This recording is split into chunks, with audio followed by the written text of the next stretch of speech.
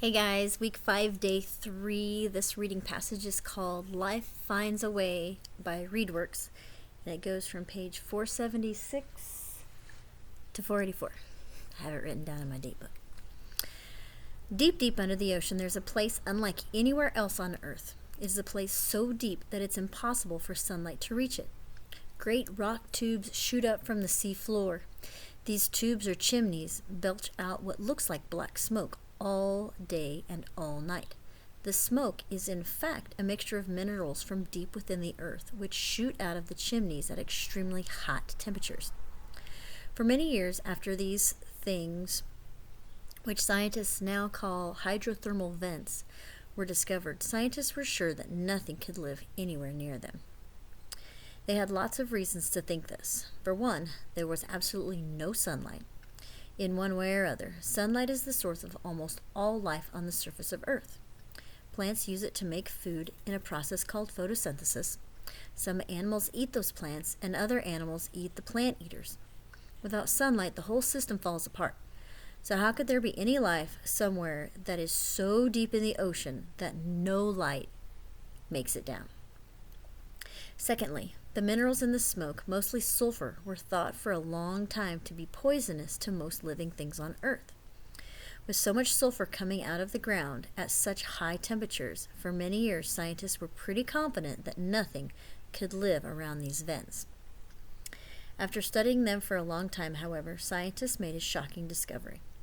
There was life around the vents. Tiny bacteria used the sulfur from the vents to make food, a process called chemosynthesis.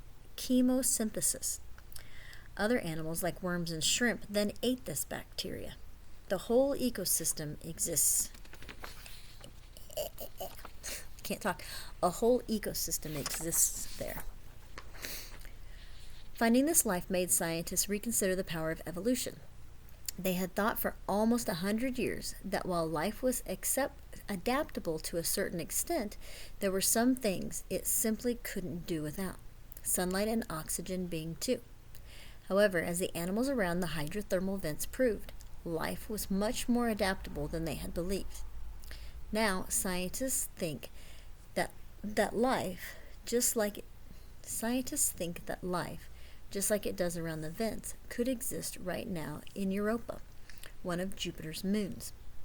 Europa has long been known to have vast oceans, but scientists thought that being so far from the sun and having an atmosphere so thin that it can't hold in much air, life would not be possible there. Now, it seems like those factors might not matter as much as previously thought. Some scientists also think that Mars may have once had life on its surface. As the undersea vent example shows, life is extremely adaptable. All different kinds of places on Earth have animals and plants that have adapted over many years to thrive in the particular places where they live. While animals that live in places where it is very snowy, like high in the mountains or in the Arctic, end up white so that they fit in better. Animals and plants that live in the desert, like cacti and camels, have evolved so that they need only the very little water that they get living there. Now, think of fish. They are able to swim and breathe perfectly in the water, but a fish would not do very well living in the middle of the desert.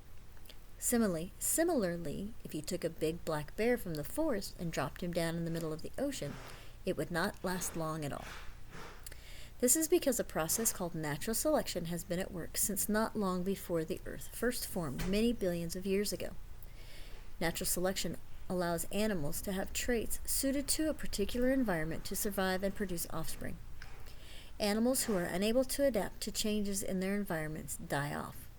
With this process consistently at work, nature produces all sorts of animals, well suited to where they are. Giraffes with long necks to reach the leaves on the trees in Africa, bears that sleep through long winters where there's no food, and on and on. The process of natural selection helps us to understand how many plants and animals become the way they are. Many times, life finds a way, no matter how harsh the environment. All right, vocab's next.